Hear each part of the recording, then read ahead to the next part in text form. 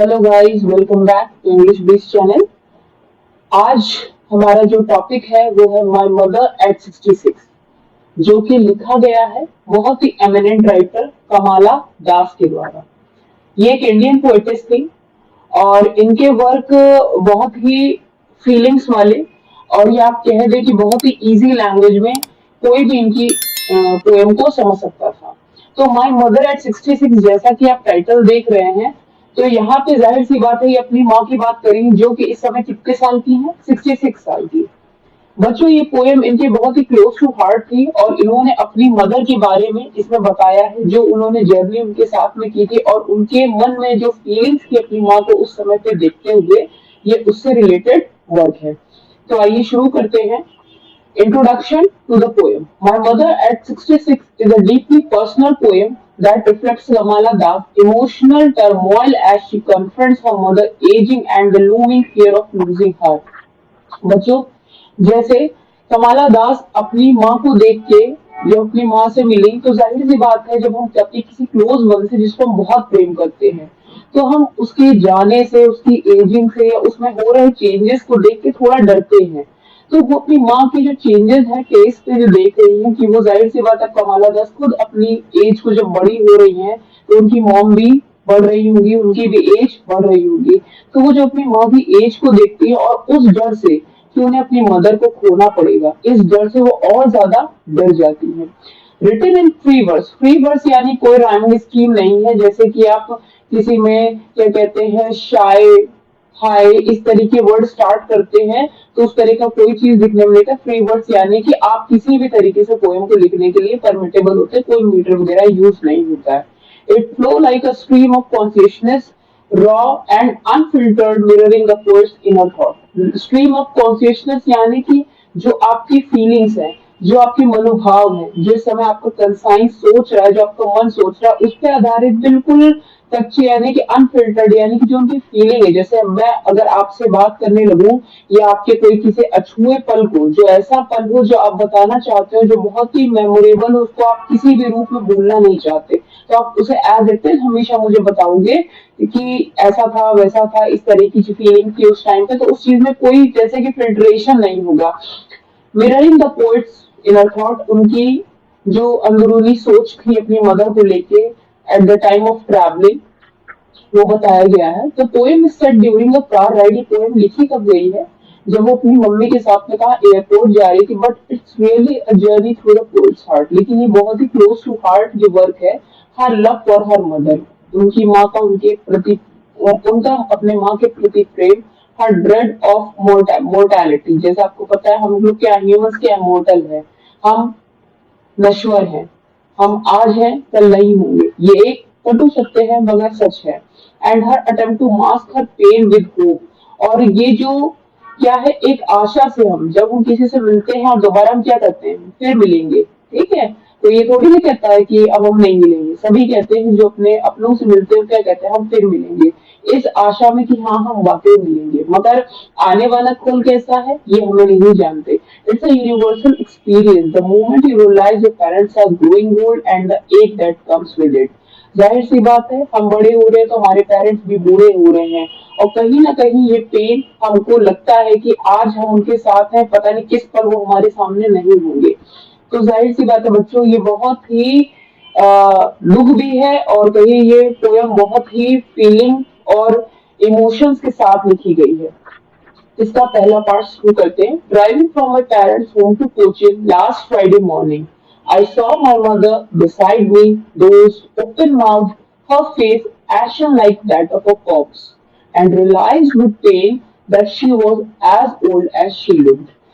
इस पोएम के वर्क को देखिए, अगर मैं नीचे ना भी समराइज करूं तब भी बहुत आसानी समझ में आ रहा है कि वो अपनी मदर के साथ फ्राइडे को कोचिन एयरपोर्ट जा रही है। उनकी माँ इनके बगल में है, जो डोज मतलब एक आधी नींद उंघाना जिसे कहते हैं उसमें है। उनका मुंह खुला हुआ है, उनका फेस पे क्या है, सिकुड़न है। जैसे कॉप्स मतलब यहाँ पे लाश से ले लीजिए, डेड बॉडी जो होती है उस तरीके से वो ऐसे ही दिख रही है, और जिसको देख के उन्हें बहुत ज्यादा तकलीफ हो रही है कि वो कितनी बूढ़ी हो गई उनके नजरों के सामने। तो ये सेटिंग क्या है, ये है कोचिंग की तरफ एयरपोर्ट जा रही हैं, but this simplicity is deceptive. The ports mother is sitting beside her, जैसा मैंने स्टार्टिंग में बता दिया कि वो उनके बगल में बैठी हैं और उनके मन में एक कहते हैं बवंडर सा उठा हुआ है, किसका? तूफान, किसका? इमोशंस का, फीलिंग्स का। डोज मतलब होता है फिर सुहाना, सोना भी नहीं, उहाना जिसे कहते हैं, हल्की फुल्की नींद।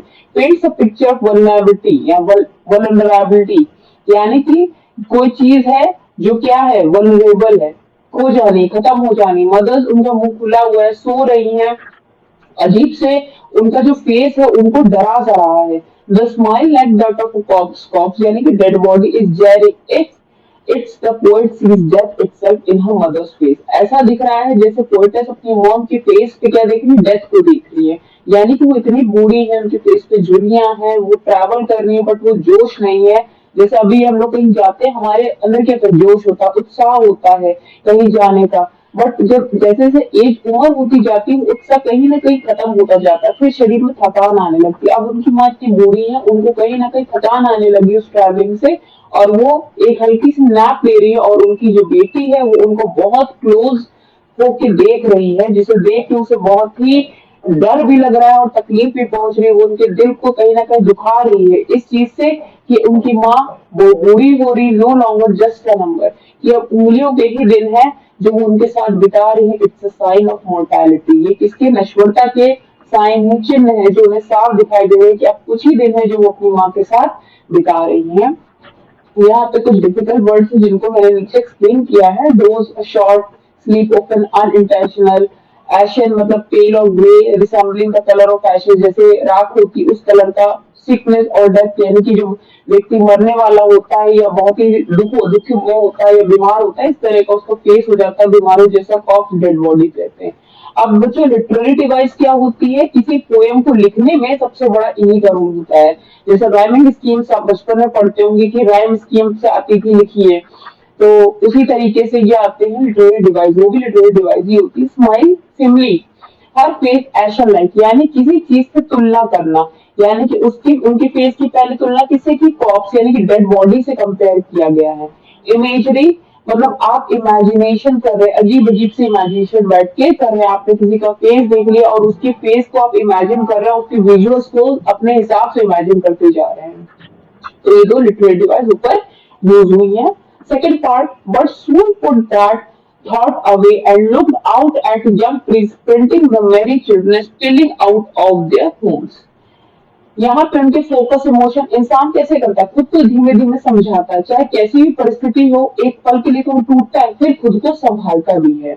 The poet can't bear the thought of her mother's mortality, so she pushes it away, क्योंकि वो इस बात को तो टाल नहीं सकती, बट वो इस सोच को आगे बढ़ती हैं। This is a moment of a Daniel, a disparate attempt to escape the pain, इसलिए वो तुरंत अपने मन को बदलती हैं, क्योंकि वो जानती है इस दर्द से, इस तकलीफ से वो भाग नहीं सकती कि उनकी माँ एक दिन उनके सामने नहीं रहेंगी।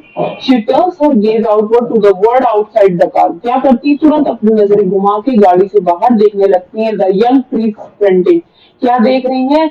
नए पेड़ जो उग रहे हैं, बढ़ रहे हैं। ये कहीं ना कहीं सिंबलाइज है, पर्सोनिफिकेशन है। जब आप ट्री को क्या करें, एक जवान व्यक्ति के रूप में बढ़ता देख रहे हैं, तो symbolise life, energy and youth. जो क्या दिखा रहा है कि एक छोटा बच्चा जब वो बड़ा होता है कैसा होता है? एनर्जी से भरा हुआ होता है, और वही आगे जाके एक यूथ को लेता है, यूथ के रूप में चेंज होता है। Everything her mother seems to be losing, और धीमे धीमे उनकी माँ वो सब खोती जा रही, क्योंकि कभी वो माँ जिनको हम अपनी माँ मदर कहते हैं, वो भी कभी बच्ची थी, वो भी बड़ी हुई, जवान हुई, आज वो भी बूढ़ी हो रही है, और कहीं ना कहीं कल को हम उन्हें खो देंगे।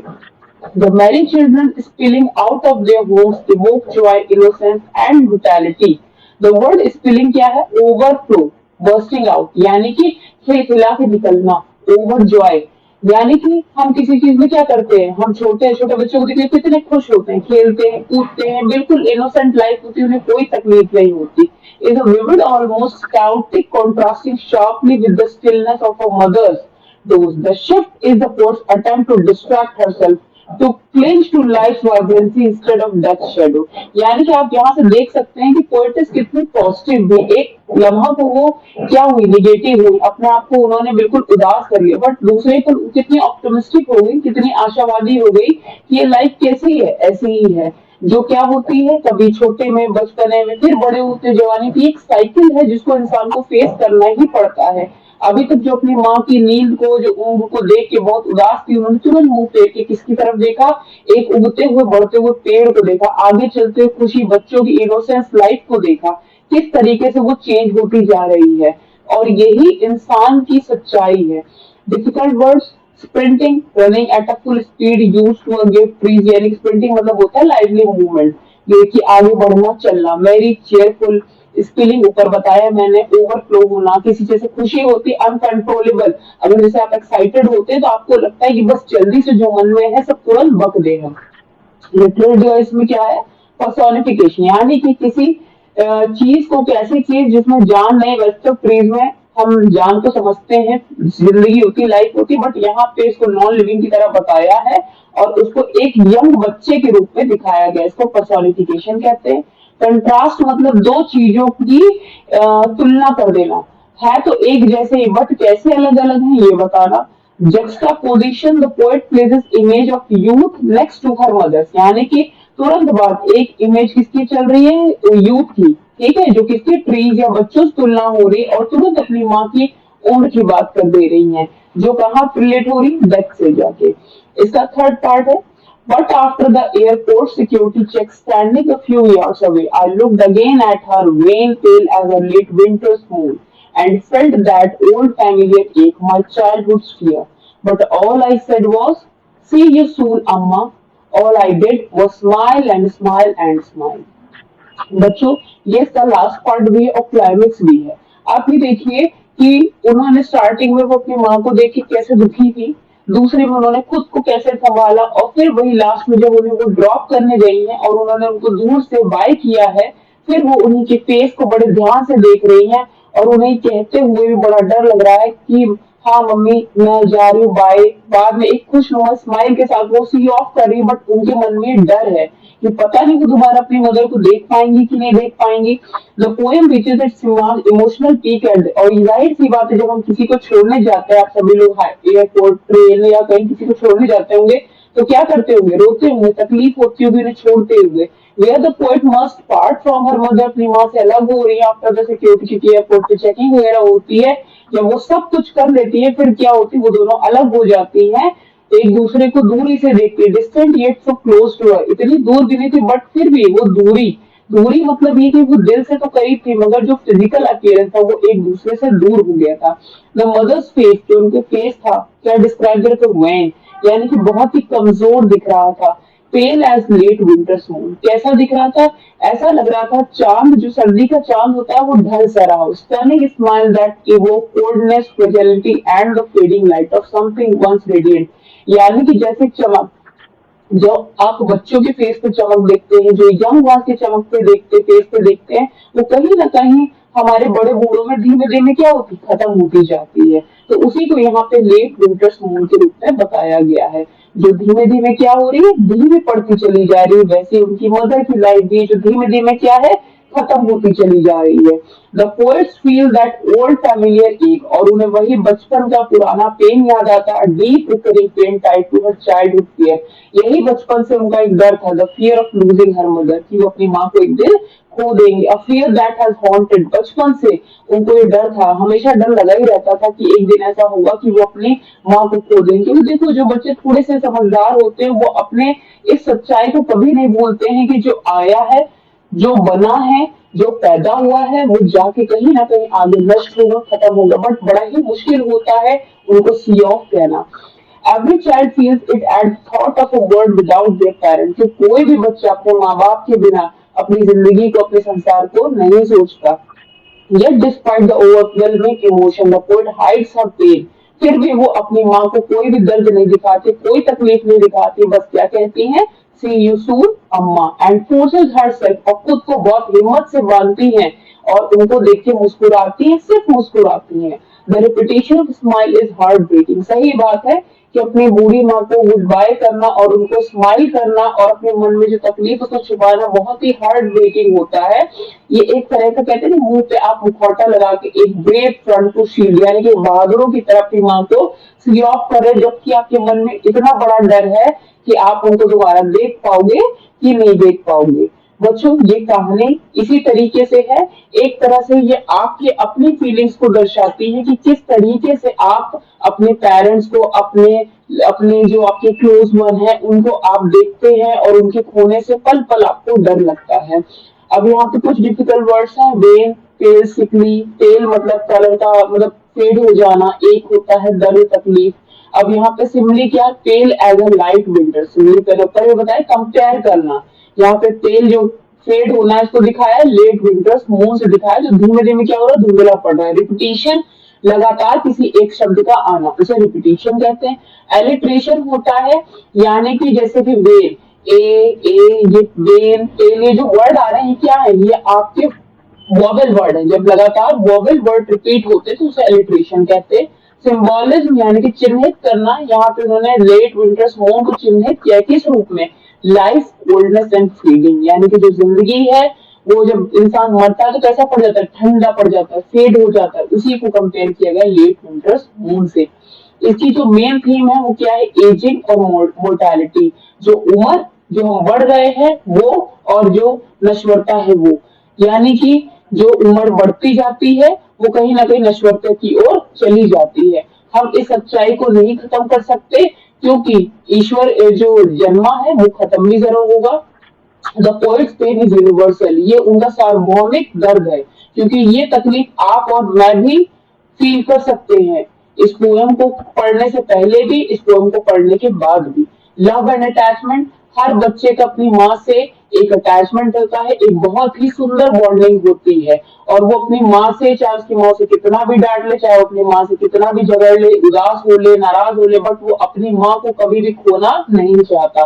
कंफ्लिक्ट बिटवीन रियलिटी एंड डीनियल, यानी कि एक क्या कहते हैं ना, सच्चाई को हम क्या कहते हैं, हम 100 साल के बाद तक की प्लानिंग करते हैं, लेकिन जो सच्चाई उसको हम कभी मुंह से सामना नहीं करना चाहते, हमेशा उसे पीठ पीछे से देखते हैं। कारण ये है क्योंकि हम कभी भी उस सच्चाई को आंखों के सामने होता होना ये देखने से डरते हैं। इस वजह से ये कंफ्लिक्ट हमेशा बना रहता है और ताउम्र बना रहेगा।